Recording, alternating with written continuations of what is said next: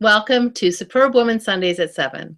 This is Janet Neal, the founder and queen bee at the Superb Woman Incorporated. I am so happy you've joined us tonight. We started off with a couple of technical difficulties, but we are on track now, and I'm so happy to have my guest, Kate Levy, with us tonight. Kate is a former top equestrian with quite a story. And before we get to Kate, let me just take a minute and explain to you about the Superb Woman and even why I have Kate and other women that I've been interviewing on this show. So it all began with my belief that women are powerful beings who could actually change this world when and if we understand that we have the power to do so. And the power I'm talking about is personal power. That when you learn to be yourself, that you learn to tap into that amazing innate power that lives within you because of your unique gifts and talents, aligning yourself with your values, what's important to you, your passions. When you do that, you live an amazing, powerful life. And even better, you put out positive energy into the universe. And that is what I want to show. I have been meeting these amazing, superb women on my journey, and their stories are nothing short of remarkable. I mean, they are living incredible lives, and it is because they have taken the time to understand themselves and have fashioned and are living lives accordingly. So let's get started with my guest tonight. I met Kate through Ann Akers, who, if you saw her video a couple of weeks ago, Ann is a master connector and has introduced me to some of the most amazing women. I'm so grateful for her introduction to Kate. Now, Kate is a former top equestrian. She has a story unlike any other that I'd ever heard.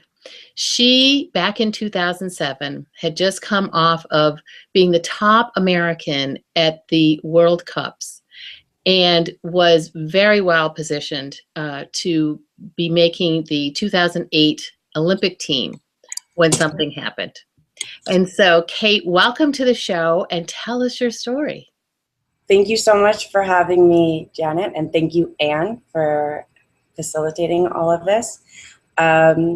So my story was I was based in Holland at the time, training, and I was riding a horse, exercising it at home, and the horse had a rearing issue, which I knew about, and it was standing on its hind legs.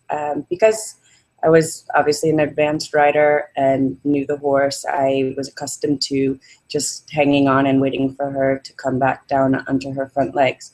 However, this particular instance, she actually lost her balance and fell over backwards, crushing me entirely beneath her. It was a very freak accident, not something that's common at all. And I suffered quite a bit because of, she was 1,500 pounds, rolling on top of me in order to get back up on her feet. I had 9 compound fractures in my femur, 17 pelvic fractures. I ruptured my spleen and had bleeding in my stomach. I broke my pubic bone, my tailbone, several ribs. So it was going to be quite a long road to recovery. And how old were you at this point? 27. Wow. Yeah, it was very scary. I obviously was in a lot of pain, but horses were my life. They were really all I knew. So not thinking that I wouldn't be able to ride again, because it was very uncertain what my future would hold, if I would even be able to walk, in fact, for quite a while. Imagining life without them was nearly impossible. So I assure you that the pain of all those broken bones was rather insignificant to the disenchantment that I felt from having shattered dreams and having literally 25 years of work essentially vanish at a time when being on the Olympic team was well within my reach. Mm. So I guess the easiest way for me to explain how I recovered is to talk about my thought process while I was in the hospital.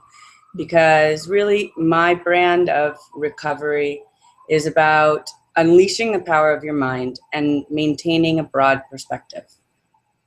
There is no doubt that the accident changed me. Physically, my body was severely damaged and would never be the same. Mentally, I saw things differently, yet I soon discovered that spiritually, I was unchanged. As a former competitive athlete, I was a dedicated and determined individual. I always had a plan, and one might even say that I was executing it quite well. I knew I was responsible to create my own luck by being prepared. Okay, I admit it. I guess I like to feel like I'm in control, but it's not totally my fault. I'm a Virgo and half Swiss. Explains it. But still today, I believe self-determination really is the most concrete measure of cause and effect most of the time. But really having this happen to me tested such faith.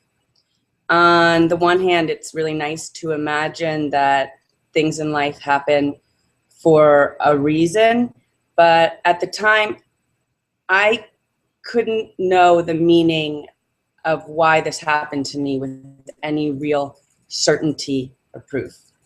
So for someone like me, or really anybody, I felt defeated. The plan was kaput. I had no control and was completely unprepared. But the healing process, I have to say, was life-changing because I discovered a means to cope with what I couldn't prepare for, a way to navigate circumstances that seemed utterly out of my control, and realize the only certainty I have lies within myself, my desire for self-determination, to live the life I choose amidst all the forces beyond my control. I remembered all my successes in life and that I willed them to happen. Even though I couldn't force my lacrosse team that I coached to win games and work hard at practice, I did everything I could to motivate them and coach those girls so as to give them the best shot so that they might. So in this case, I refused to allow myself to be a victim of circumstance. I wasn't myself lying in that hospital bed, and I didn't let the accident define who I was. So let me stop you there. So here's what's happened so far. So you had this horse rear up, 1,500-pound horse, rears up and falls backwards on top of you and crushes half of your body. And you're a 27-year-old away from home in a foreign country, and you are basically confined to this hospital bed and can't do anything. And all you initially think of is your hopes and dreams are gone. Exactly. Right? Exactly. So then tell us the rest. So what happened then? Well, I guess I had a lot of time to think. I think the first step for me was coming to terms with the notion of control and finding control among a chaotic situation. I had to realize that I can't control everything that happens to me.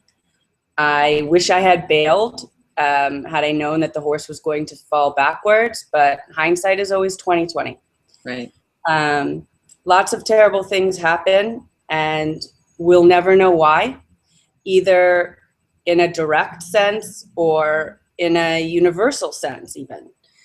But what I am certain of, and I sort of realized this at the time, was that we can control how we respond to the challenges we face. It happened, and now I had to deal with it. Once recovery started, the accident itself actually became irrelevant. The essential element was how I choose to respond to it. Mm-hmm. My voluntary decisions could potentially influence the rest of my life. So even though my future was precarious, I didn't want to be a victim, and I was determined to get better.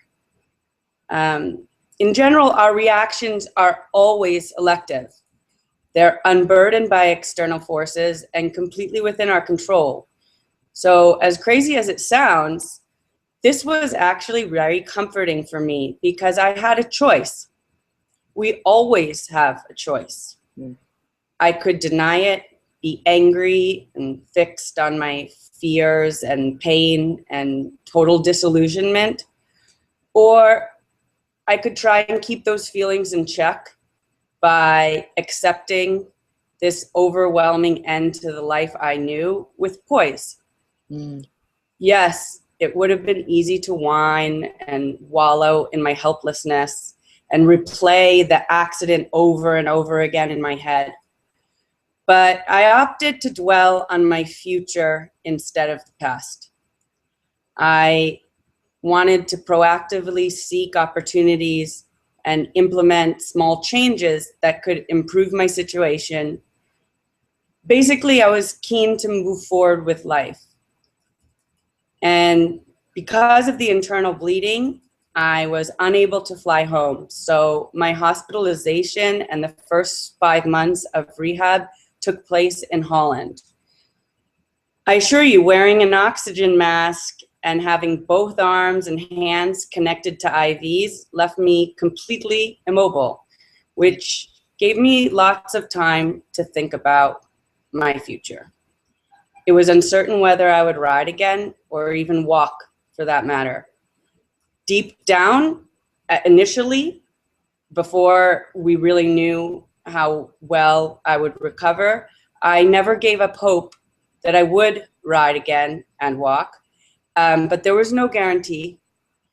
In fact, despite how utterly irrational and foolish this may seem, I have trouble admitting this, but the truth is, I refused to abandon my dreams of being on the Olympics.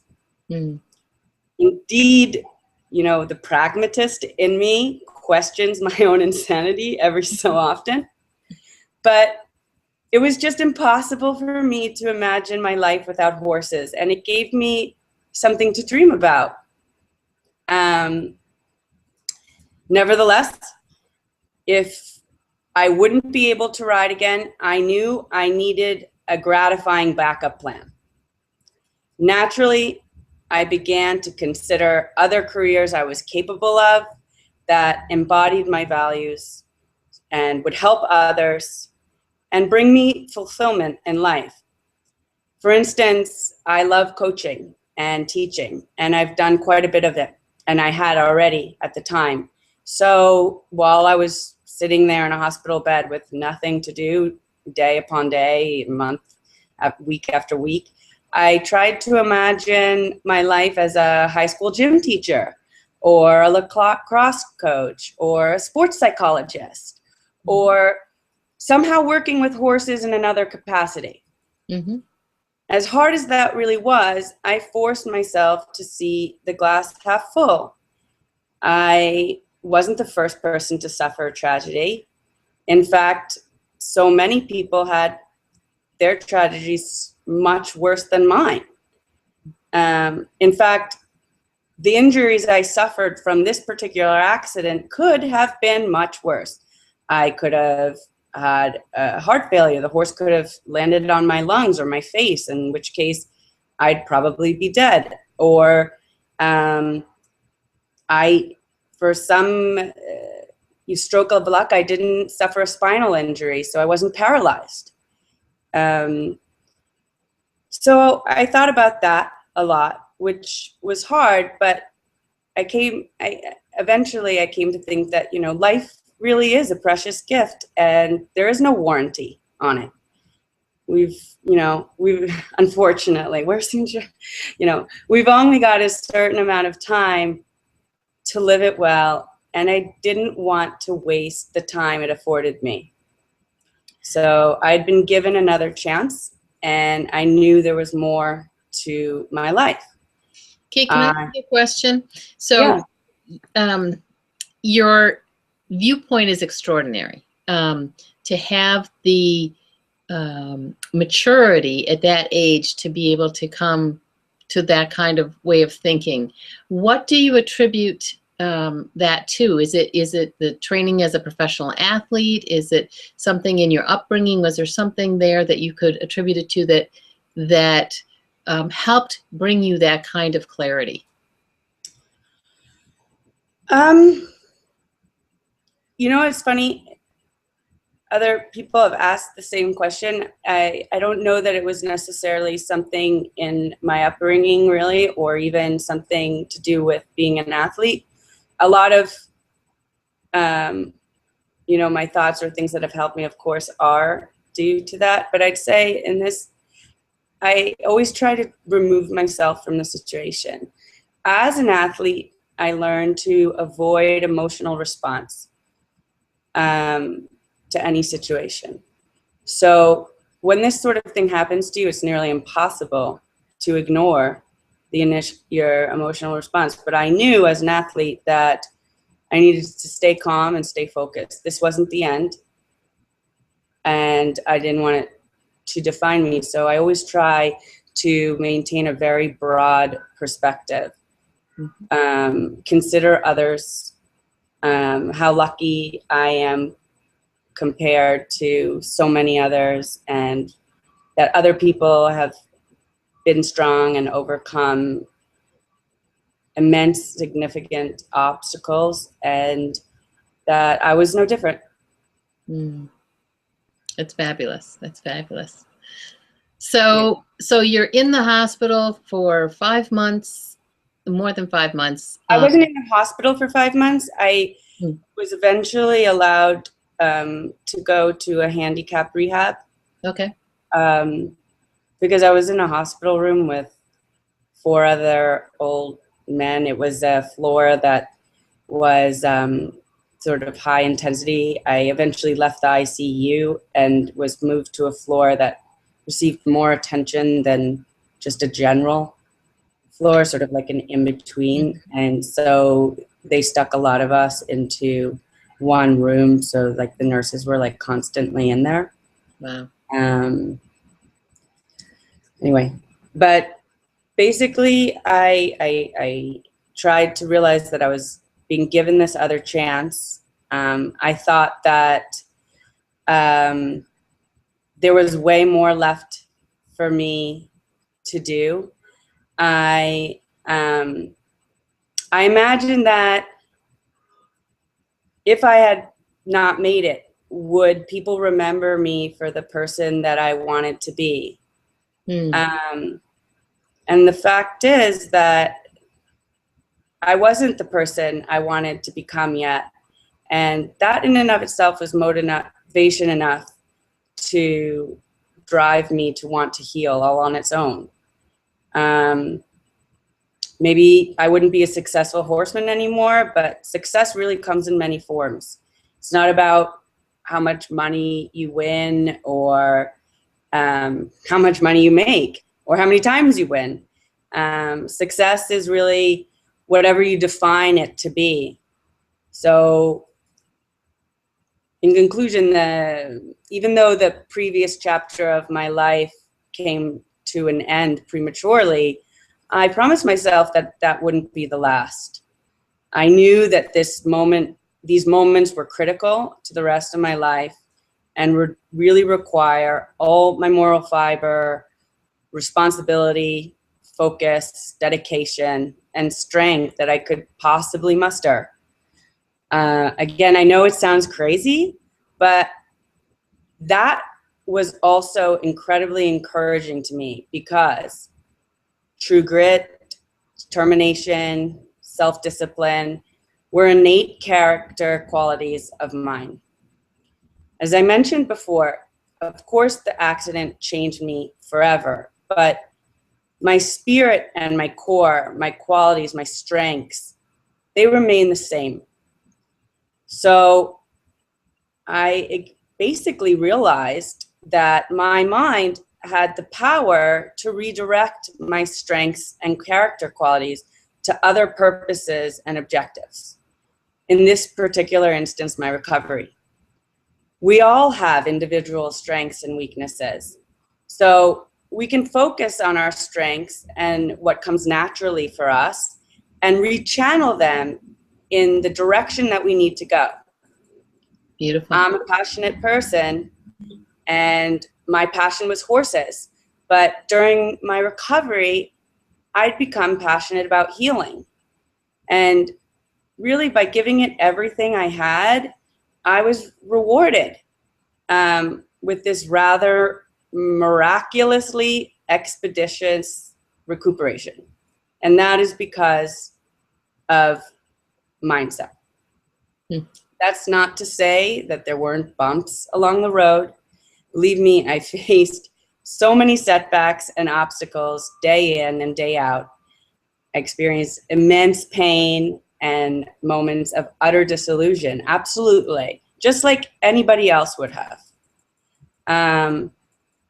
But there really are proactive techniques I can teach to cultivate the moral fiber that is necessary to build confidence, resilience, overcome obstacles, fears, loss, or even for anyone who can imagine their own victory or goal but doesn't know how to get there. There are ways that I can teach to create opportunities to prepare for, achieve, and really experience whatever those victories may be. For me, during my recovery, one that I'd like to share with you is actually very simple and has worked wonders for me at that time of crisis, but also at other times too. It's what I called moving forward by working backwards. This is how it works. First, I define a hopeful yet realistic victory or goal, and for anybody that can be however they define it. I mean, whether it's learning a language or getting a job or getting any one thing that you want to get in your life, lose 10 pounds, whatever. Then determine when exactly I'll get there. For anybody, they could make this ballparked or really exact. I tend to opt for exact, but whatever makes that person who's using this technique comfortable. Then from the future date I've determined, I carefully conceive a realistic timeline of objectives back to the present time. For individuals, this can be done with my guidance or with the help of a friend or even an expert in whatever particular field they're trying to achieve that goal in. Because this part is really important. This timeline clearly indicates when the necessary benchmarks should be met over the course of action. This really is the most crucial part of the exercise, because it defines all the small actions you're going to take. And those really, the small things are what changes the course of our lives, honestly. Mm-hmm. We often can't make big changes. So it's the little things that we do that really add up and make a big difference. Mm-hmm.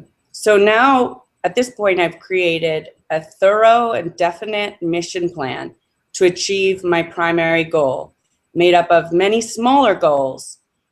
In fact, the more small goals that you can put in there, the better. And this strategy for me has been nearly fail-proof, because by explicitly indicating what is required of me every single day removes the guessing from how I will achieve my objectives and doesn't allow me to cut corners. It also gives me a purpose when I wake up every day in the hospital with nothing to do. Somehow by doing this little things, I had a reason to be there and something to focus on. Certainly with respect to the smaller benchmarks, I was flexible, and there's an element of proceeding day by day and readjusting as necessary. But the big objective always remains in sight. Well, Kate, that is incredible, and that's really great advice on and very practical way to be able to achieve your objectives. So fast forward, you go through all of this rehab, you've set your objectives, and tell us what the result was. Well, I was very, very lucky that I had this sort of miraculous recovery. It allowed me to rededicate myself to the life I chose. Not only did I return to doing what I loved, but a remarkable comeback landed me a spot on the short list for the 2008 Olympic team. That was a feat that seemed absolutely ridiculously hopeless at the time of my accident. If I had even mentioned that to anybody, they would have told me that I had gone completely insane. So this healing process really showed me just how powerful the mind really is. Mm-hmm. It's really about perspective and mind over matter. Yeah. Whatever we focus on grows in our mind. Nobody else can get inside my head, and I have the sole authority to send it where I want it to go. So by controlling and channeling my thoughts, I was able to heal that much faster. From this experience, I realized that goodness can come from tragedy, and it will show itself if you're open to it. I live in a world where really I have so little power, but I'm the one responsible for my choices. And they are immune to the forces beyond my control. I feel that I'm really lucky that I've gotten to experience quite a bit of the human experience, I guess, compared to others my age. But it didn't happen because I sat idly by letting the universe work its revelatory magic on me. Yeah. I willed the good fortune and the blessings that came with every single bad thing that ever happened to me, every fear, every confusion, every heartache. Yeah. So Kate, who has helped you on your journey? Because although you are remarkable in the way that you have showed us how, controlling your thoughts and your focus can really help you and change your life, literally. But we all know we can't do this in a vacuum. So who has helped you on your path? My father, without a doubt. My dad was just the most amazing person you could ever imagine. I miss him dearly, but he gave us so much. Would you like me to talk about him a little bit? Okay. He was always optimistic. He was always learning and fostering new skills at all stages of his life. He focused on the positive traits of everyone. You never heard him say something, rarely, negative about someone else. When it came to his children, he loved all of us with all his heart and appreciated our individual strengths. In fact, it was him that told me that it was rather inefficient to grumble over weakness. Everybody had them. It was much more a good use of time to focus on our strengths. He also had this incredible humility in life and as a parent. He never really spoke about all his really impressive accomplishments. He led us by example and allowed us to determine our own paths. Perhaps, maybe, if we were headed towards a really big hole that we wouldn't be able to dig ourselves out of, might he indirectly try to redirect us? But he otherwise allowed us to learn from our own mistakes. Most importantly, he always encouraged us to follow our hearts.